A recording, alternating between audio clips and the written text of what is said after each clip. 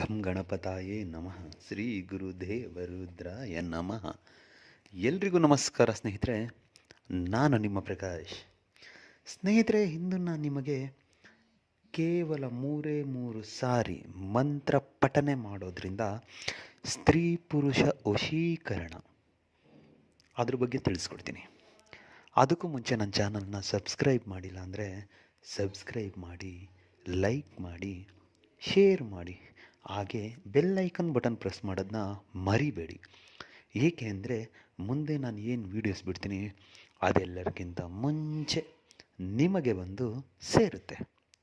ಬನ್ನಿ ಇದರ ವಿಧಿ ವಿಧಾನ ತಿಳ್ಕೊಣ. ಸ್ನೇಹಿತರೆ, ಈ ಕ್ರಿಯೆನ ಬಂದು ಮೊದಲಿಗೆ ಗ್ರಹಣದ ದಿನ ಇಲ್ಲವೇ ಅಮಾವಾಸ್ಯೆ ಇಲ್ಲ ಹುಣ್ಣಿಮೆಯ ದಿನ ಇದನ್ನು ಸಿದ್ಧಿ ಮಾಡಿಕೊಳ್ಬೇಕು. ಸಿದ್ಧಿ ಮಾಡಿಕೊಳ್ಳೋದು ಹೇಗೆ? ಇದನ್ನು ಸಿದ್ಧಿ ಮೊದಲಿಗೆ ನೀವು ರುದ್ರಾಕ್ಷಿ ಮಾಲೆ ತಗೊಂಡು ಗ್ರಹಣದ ದಿನ ಇಲ್ಲ ಹುಣ್ಣಿಮೆ ಅಮಾವಾಸ್ಯೆಯ ದಿನ ಸ್ನಾನ ಎಲ್ಲ ಮುಗಿಸಿ ಉತ್ತರ ದಿಕ್ಕಿಗೆ ಮುಖ ಮಾಡಿ ಕುಳಿತುಕೊಂಡು ಗ್ರಹಣ ಕಾಲದಲ್ಲಿ ನಾನು ಏನು ಹೇಳ್ತೀನೋ ಮಂತ್ರ, ಆ ಮಂತ್ರವನ್ನು ಒಂದು 10,000 ಸಾರಿ ಹೇಳಿ ಸಿದ್ಧಿ ಮಾಡಿಕೊಳ್ಬೇಕು.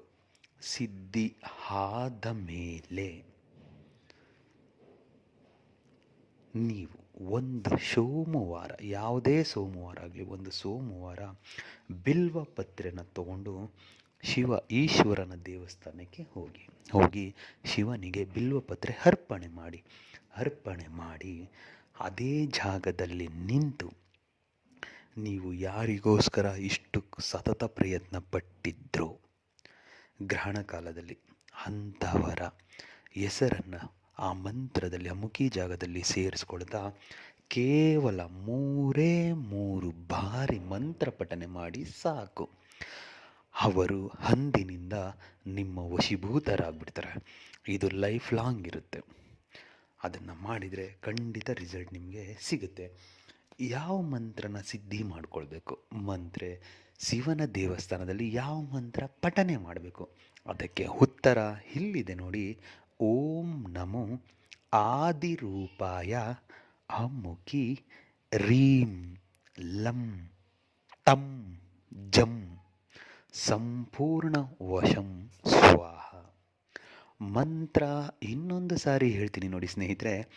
ಓಂ ನಮೋ ಆದಿರೂಪಾಯ ಅಮುಖಿ ರೀಂ ಲಂ ತಂ ಜಂ ಸಂಪೂರ್ಣ ವಶಂ ಸ್ವಾಹ.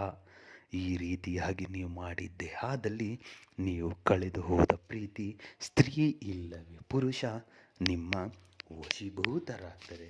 ಇದನ್ನು ಮಾಡಿ ಎಲ್ರಿಗೂ ಮಂಗಳ.